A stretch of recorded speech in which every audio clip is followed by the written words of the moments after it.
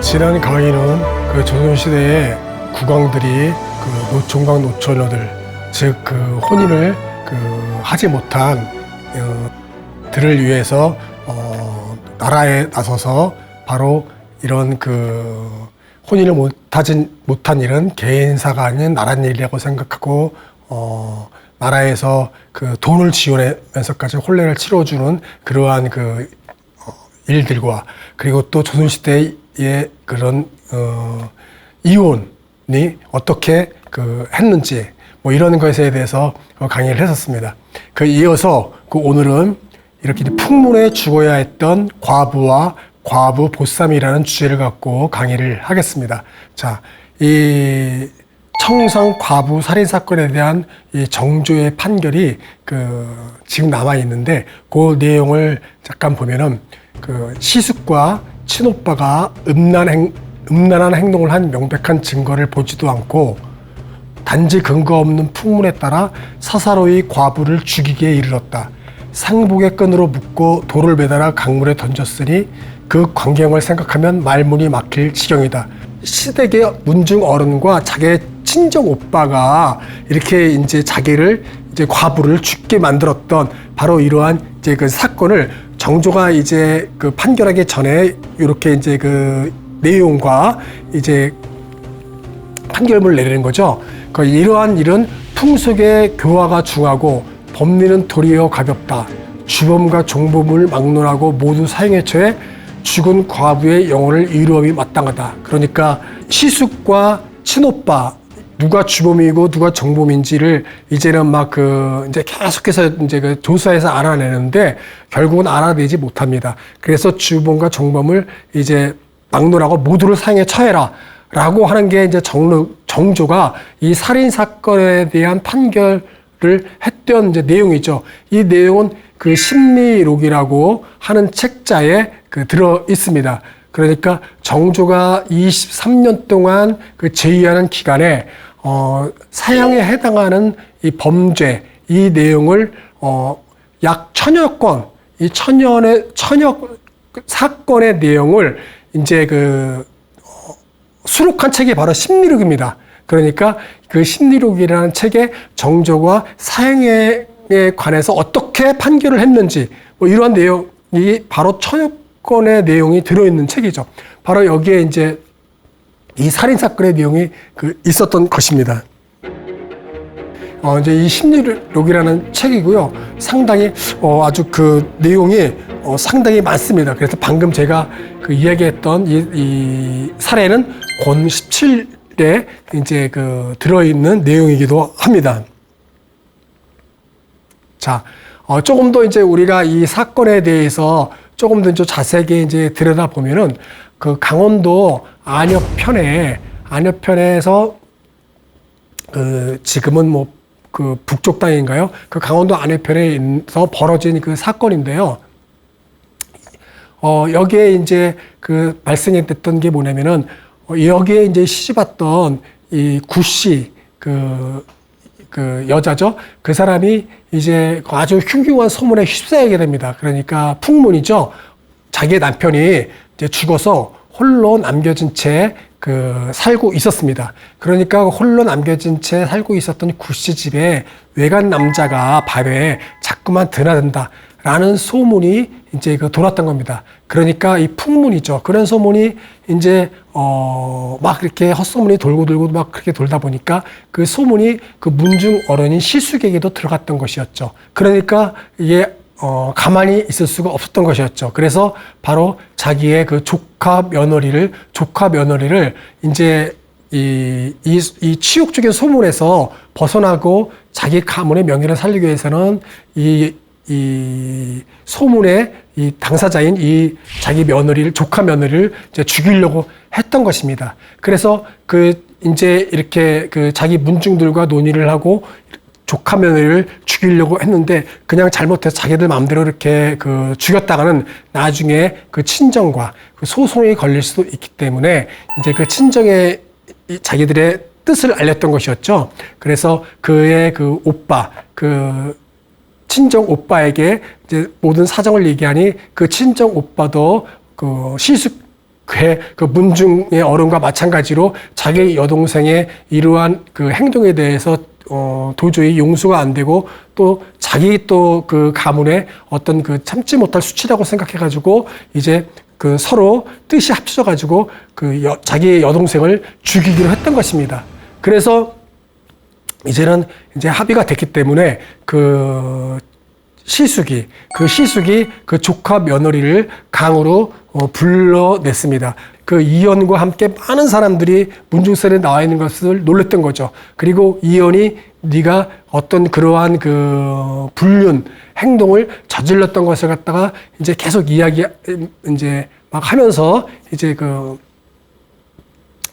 며느리를 이제 죽게끔 이제 만들려고 했던 것이었죠. 그리고 그 친오빠는 이제 그 상복으로 그 끈을 풀어가지고 자기 여동생을 돌돌 묶고 뭐 주먹으로 치고 발길로 치고 하면서 거의 이제 이 반항을 하지 못할 정도로 이제 폭행을 가했던 거죠. 그리고 자루에 담그고 돌까지 매달아가지고 강에 던져졌던 겁니다. 그러니까 이 산채로 익사를 당했던 것이었죠. 이렇게 아주 비참하게, 처참하게 이제 그 과부는 그 죽음을 당했었고요. 또 그 소문을 퍼뜨리고 그 소문에, 옮겨 나눴던 거기에 마을 고을 사람들도 그 과부를 구경하기 위해서 모두가 나왔던 것이었죠. 그런데 막상 나와서 보고 또 이렇게 산채로 익사 당하는 것을 보고서 너무 동정 어린 또 불쌍하게 또 봤던 것입니다. 그렇게 해서 이 과부는 이 자기 친오빠와 문중 어른의 이연에 의해서 죽임을 당하게 됐던 것입니다. 그렇게 당했었는데 또 죽임을 당한 이런 소문이 또 퍼져서 그것이 관아에까지 이제 고하게 됐던 것입니다. 그래서 관아에서 알게 됐기 때문에 안여편 그 현감이 이제는 그 오작이네라고 해서 그 사람의 죽음을 검시하는 그 일을 했던 사람인데 오작인을 보내가지고 검시를 했던 것이었죠. 그래서 익사를 당했다는 것을 이제 확실하게 이제 알게 됐습니다. 그런데 그 소문이 돌고 돌아서 이것은 단순한 익사가 아니라 폭행을 당하고 어떤 가해자들이 있던 것이라는 것, 그리고 강에 던져서 죽음을 당했다는 것을 이제 밝혀지게 됐습니다. 그러니까 현감은 이제 이 사실을 이제 조사하고 다시 또 이것을 보고서를 써가지고 이 강원도 관찰사에게 보냈던 것이었죠. 또 이 관찰사는 또 판관을 보내가지고 이 이연과 그리고 친오빠들을 신문하게 됐던 것입니다. 그 신문을 하고 이러하면서 또 이제 그 조사 보고서를 써가지고 이렇게 조사를 하니 이 둘은 모두 다 이렇게 목숨으로 죄값을 갚아야 된다라고 이제 의견을 써서 이제 형조회, 중앙부서에 올렸던 것입니다. 그러니까 형조회에서는 그 조사 보고서를 보고서 사형에 해당하는 그러한 것으로서 이제는 죄형을 주려고 했었습니다. 그런데 이미 이 형조까지 올라오기 전에 강원도 영감에서 관찰사가 있는 곳에서까지 두 사람이 끌려와서 신문을 받는 과정에 이 친오빠, 이 구성대인가요? 이 구성대는 이미 이제 옥사에 있습니다. 이 장독이 올라와가지고 형장에 처해졌다가 장을 맞고 죽어버렸던 거죠. 그래서 남은 사람은 이연 혼자밖에 없었습니다.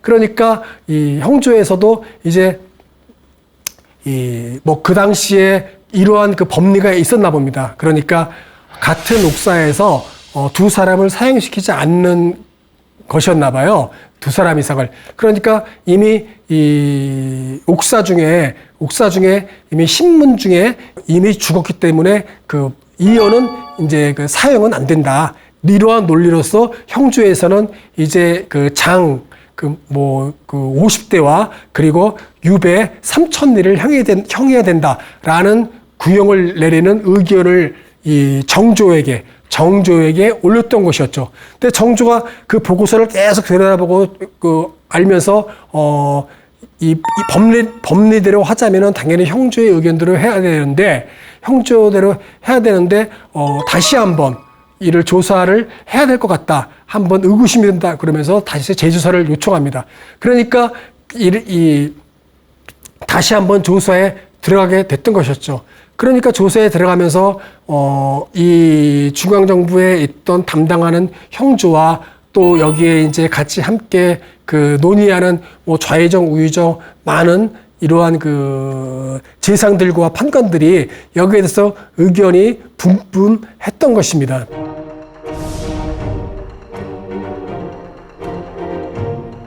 이렇게 의견이 서로 갈리고 분분하면서 지낸 세월이 그 4년이었다고 해요. 그러니까 정조가 이렇게 재조사를 요구하고 또 어떠한 그 의견들이 올라오면 또 다시 또 이렇게 이제 내보냈다고 합니다. 그러니까 무슨 말이냐면 정조의 마음속에서는 그 이혼을 사용을 시켜야 되는데 자꾸 이 재상이나 관련된 형조에서는 이 사람을 이제는 이미 이 친오빠에 또 구성되는 이 장형을 맞고 죽었기 때문에 이 사람은 사형을 안 시키고 이제는 그 장형의 유배를 보내야 된다라고 이제 얘기하니까 그 정조회가 가졌던 이러한 생각과 달랐었나 봅니다. 그러니까 계속 이제 재조사를 요구하고 이제 했던 것이었죠.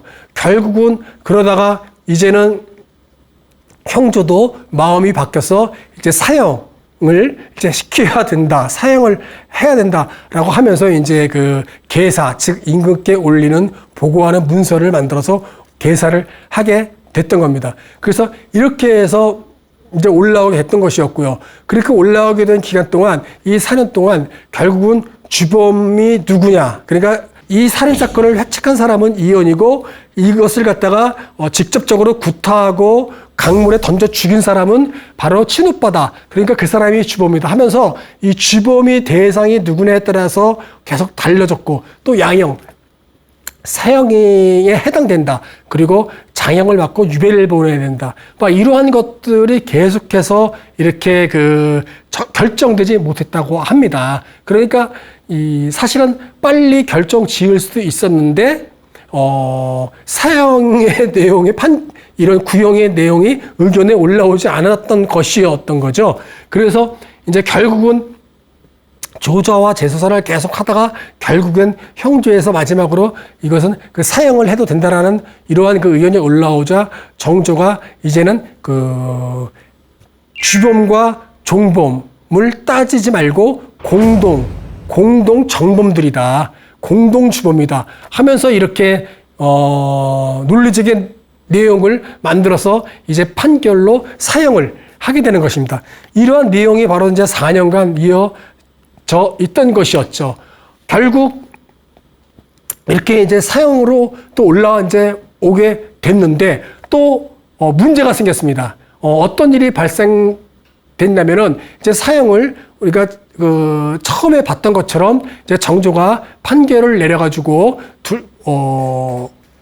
남아있는 이현은 이제는 사형에 처하고 이렇게 이제 문을 내렸었는데, 그리고 나서 그 다음에 이제 이현의 아들이 정조가 이제 격정이라고 그래가지고 정조가 이제 밖으로 나왔을 때 그 당시에 진과 어떤 꽹과리를 임금이 앞에 달려나가가지고 진과 꽹과리를 치면서 이렇게 억울한 자기의 내용을 이렇게 이야기하는 제도가 있었죠. 이게 바로 격정 제도인데, 이렇게 격정 제도를 해서 이제 많은 억울함, 한을 풀어준 임금이 또 정조이기도 합니다. 그런데 이현의 아들이 이제 사형 집행을 이제 기다리고 있는데 이현의 아들이 바로 격쟁을 하기 위해서 정조 앞으로 달려들었던 것입니다. 그러면서 이현이 자기의 아버지가 노령이시고 그러니까 70살이 이제 넘으시고 그렇기 때문에 그 대명률에 의해서, 그러니까 명나라법 대명률에 의해서 사형을 시킬 수 없다라고 이제 이연이 얘기를 하는 겁니다. 정조에게. 그러니까 그 사실 대명률 법에 의하면 70살의 그 노령에 있는 그런 노인들과 그리고 15살 이하의 어린 아이들은 사형을 시킬 수 없다라고 이렇게 정해져 있었거든요. 그러니까 정조도 이제는 그 격쟁을 통해서 자기의 또 아들이 그런 이야기를 했기 때문에 결국은 사형을 시키지 못합니다. 그래서 정조는 결국은 그 이연을 그 장 50대를 맞고 유배는 안 보내고 석방시켜 줍니다.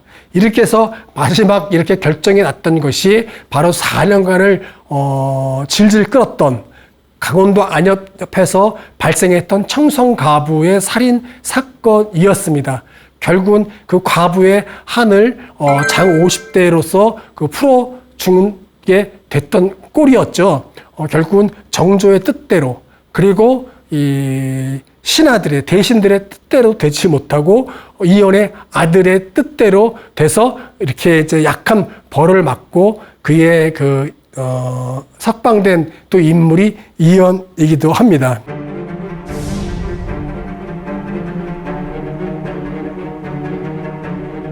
조선시대는 비참한 죽음을 맞이했던 그 과부들이 이제 있었던 것이었죠. 결국은 바로 이러한 과부들은 그 소문의 치욕에서 벗어나려고 스스로 목숨을 끊는 과부들도 있었습니다. 그러니까 이렇게 그 풍문에 의해서 자기는 결백을 주장했지만은 이러한 가문에 의해서 죽임을 당한 이러한 그 과부들도 있었고요. 또 자기 스스로 자기가 못 견뎌서 이제 목숨을 끊는 과부들도 있었던 것이었습니다. 그러니까 이렇게 이혼을 하고 또는 그 자기의 남편이 이렇게 이제 일찍 죽어서 과부가 된 이러한 사람들이 다시 한번 이런 그 재가를 통해서 새롭게 새 출발하는, 또는 출발은 하지 못할지언정 어떻게 안정적으로 살 수 있는 이러한 것들이 제도적 법적으로 마련되어 있지 않았기 때문에 이렇게 가문에 의해서 또는 수술에 의해서 자기의 목숨을 내놓는 이러한 경우들이 이제 막 발생되고 했던 것이었죠. 우리가 잘 알고 있는 박지원. 그러니까 박지원이 그 안면의 현감에 있었을 때인데 남편의 3년상을 마치고 도약을 삭혔던 그 연료에 대한 이제 그 일입니다. 그러니까 그 남편이 될 사람이 상당히 폐병으로 오랫동안 앓고 있었고 이제 죽을 수도 있다라는 것을 이미 알았습니다. 그래서 이 혼사를 이제는 막으려고 했었는데 바로 이 여성이 자기는 그래도 결혼을 해야 되겠다, 치르겠다라고 계속해서 버텼다고 합니다.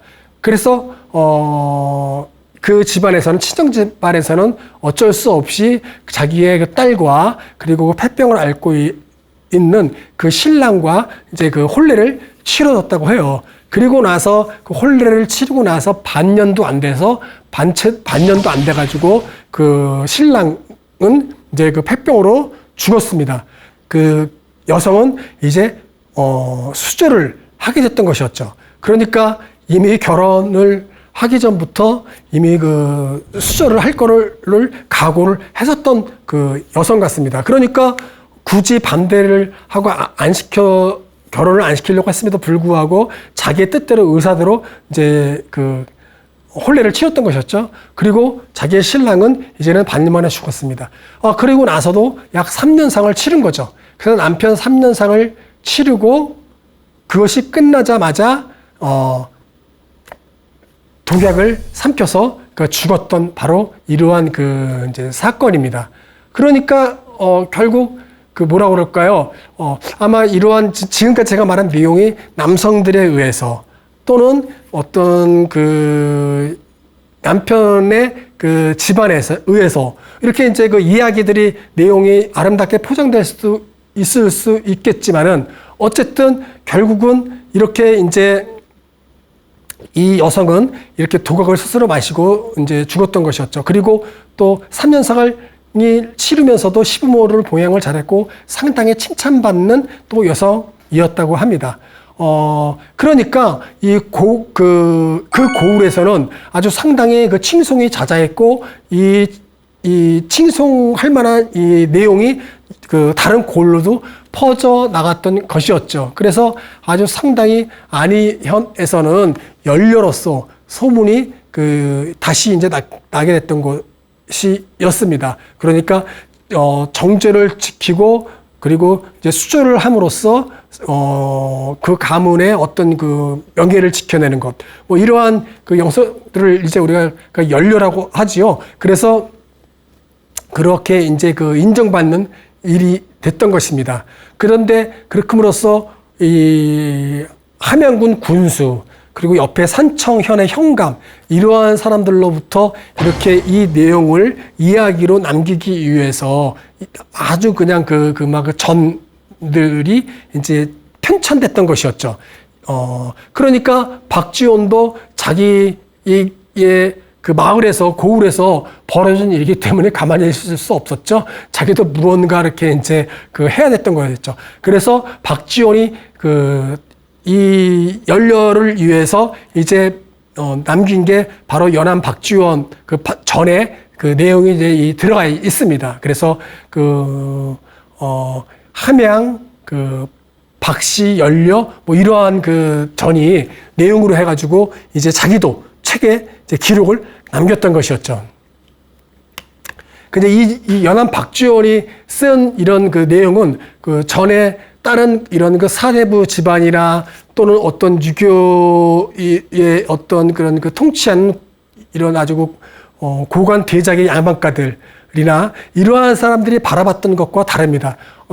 이 박지원은 이 쓴 책 여기에는 어떻게 이제 됐냐면은 과연 정말로 그 연료 박씨가 과연 이 절개를 지킨다면서 자기의 생목숨을 끊은 것을 정말 어떤 유교적인 이러한 절의를 지키는 것을 중요시해서 했을 것이냐 이렇게 박지원은 보지를 않았다고 해요. 상당히 그 죽음을 안타까워했고 그의 속마음은 이랬을 것이다 라고 하면서 박지원은 말합니다. 내가 만약에 살아서 계속해서 목숨을 구차했으면 나의 친척들이 자기를 되게 불쌍히 여기고 자기를 그러한 눈으로 나를 계속 바라다 볼 것이다. 또 한편 또 다른 그 마을 사람들은 나를 바라볼 때 갖가지 추측과 소문으로 자기를 되게 못살게 굴고 시달리게 하고 없는 일들을 만들어내서 나를 그 마음고생을 시키고 가만두지 않을 것이다. 그러느니 이렇게 살아있느니 죽는 것이 더욱더 나았다라는 마음을 갖고 아마 죽지 않았겠느냐. 즉 풍문으로서 자기가 시달림을 당할 걸 생각하니까 더욱더 끔찍해서 목숨을 스스로 아예 끊는 것은 아니었겠느냐라고 하면서 박지원은 안타깝게 이제 봤던 것이었죠. 그러니까 다른 사람들이 어떤 이러한 절개를 지키는다고 생각하고 수술을 했던 이 여인을 연료로 만들면서 이렇게 칭송했지만 박지원은 다른 관점으로 그의 속내를 바라다봤던 이 사람이 또 그 당시 북학파 실학자 박지원이기도 했습니다. 그러니까 그 사람은 그 당시 현감이었고 자기의 고을에서 벌어졌기 때문에 더욱더 많이 내용을 잘 알 수 있었던 것이었겠죠.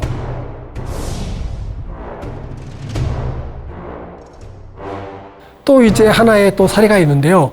이거는 그 18세기 인매라는 그 문인이 자기의 그 이제 책에 남겼던 이런 그 사례입니다. 그러니까 잡고기담인가요?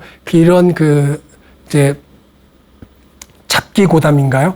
이제 이런 책에 이제 그 담겨진 내용인데, 그 당시 사회적인 어떠한 이런 그 과부를 바라봤던 이러한 것을 우리가 이제 또 한 예로 알 수가 있습니다. 그러니까 이것은 한양에서 벌어졌던 일인데 거기에 나와 있는 이게 실제 벌어졌던 내용인지 아니면 이 사람이 들렸던 소문들을 글로 지어서 이제 남겼던 내용인지는 확실치는 않습니다.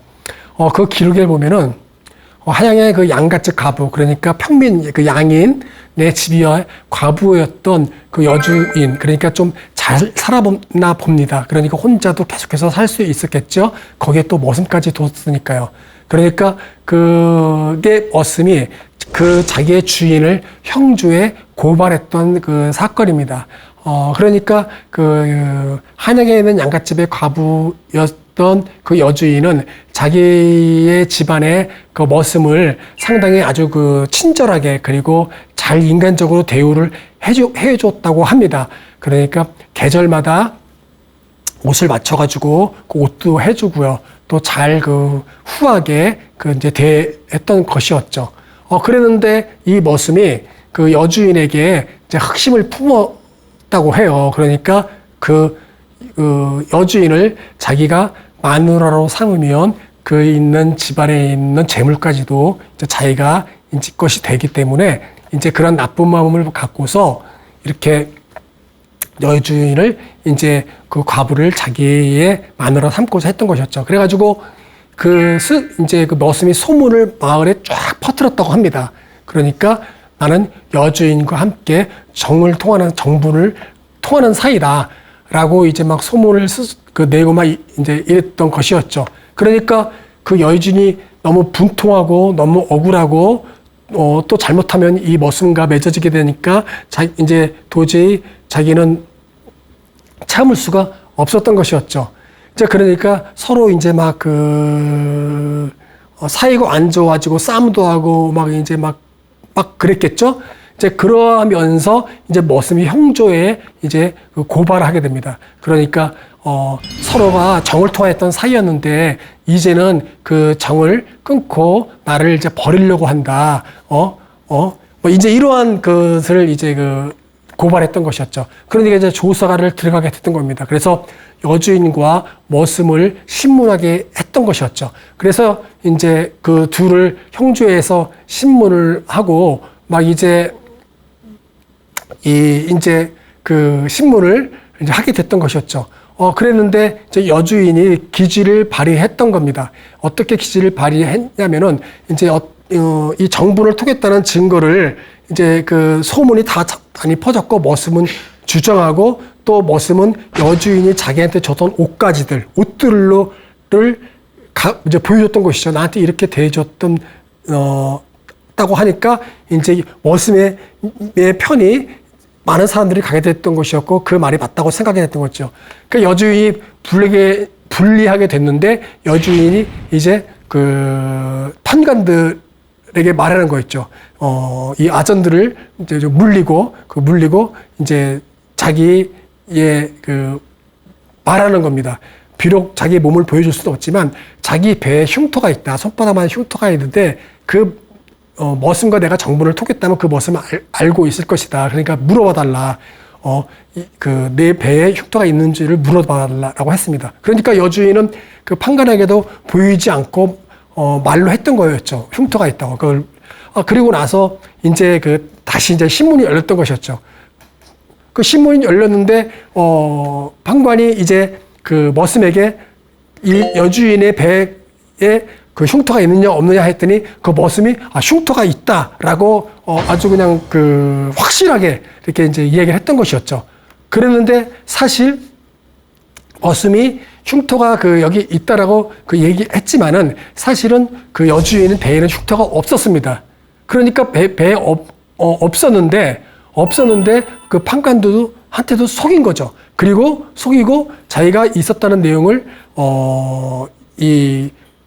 이야기할 때 그 아전을 그 주변에 있던 사람들을 그 아전을 물리쳤던 그리고 밖에 있던 또 사람들이 그 이야기를 듣고 이제 또 머슴에게 알렸던 것이었죠. 그러니까 또 여러 사람들이 머슴과 결탁이 돼가지고 이 사람을 밀어줬던 것이었죠. 머슴을. 그래서 그것을 아전이 또 알려주고 머슴이 이제 자신 있게 배에 흉터가 있다고 얘기했는데 여주인은 배를 들춰보니 흉터가 없었던 것이죠. 그래서 머슴은 엄한 벌을 받았다라고 하는 내용이 바로 그 제가 방금 얘기했던 이런 그 책에 그 나와 있었던 것입니다.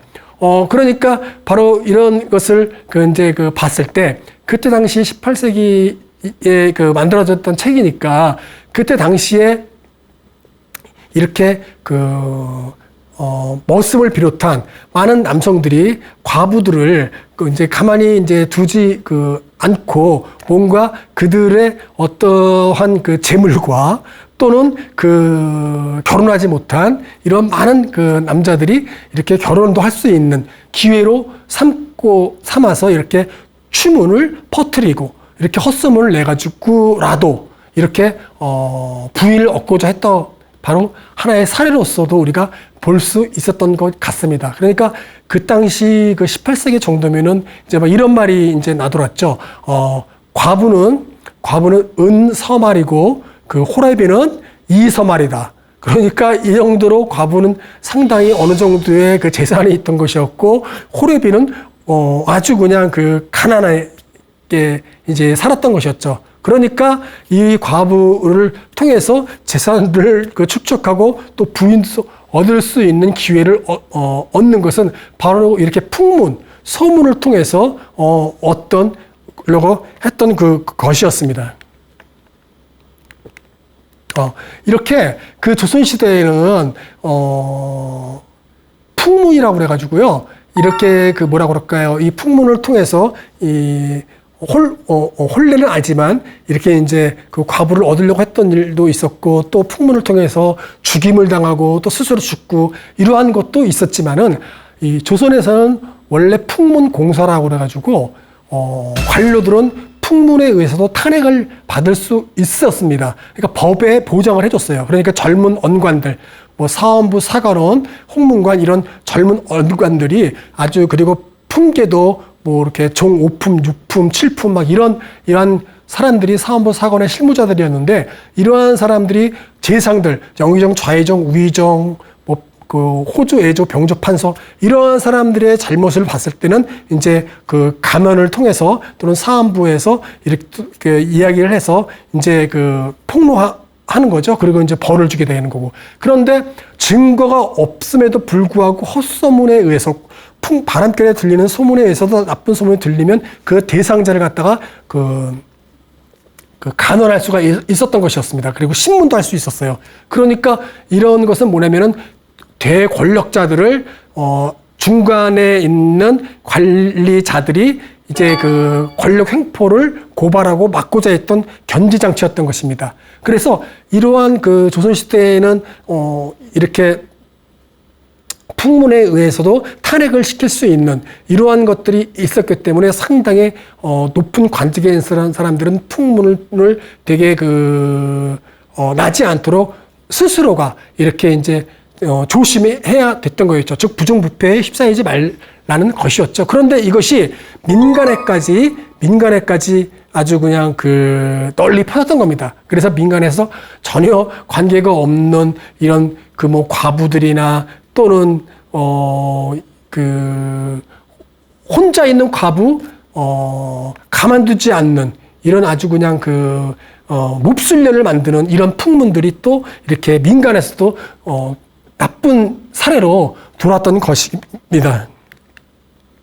자, 여기에 대한 이 과부들이 이렇게 풍문에 의해서 이렇게 이제 나쁜 소문에 의해서 스스로도 죽고 또는 시댁의 가문에 의해서 죽임을 당하기도 하고 또 이런 풍문에 의해서 몹쓸 소문에 의해서 몹쓸년이 돼가지고 여러 가지 나쁜 일을 당하기도 합니다. 근데 이것을 법적으로 그들을 다시 재가를 시켜줄 수 있는 것이 없었기 때문에 민가에서는 보쌈과 습첩이라는 것을 통해서 그들이 또 한번 기회를 마련하기도 합니다. 그러니까 보쌈이라는 건 우리가 너무나 잘 알고 있듯이 이 포에 여자를 집어넣고 묶어서 이제 들쳐업고 남성의 집으로 가는 거죠.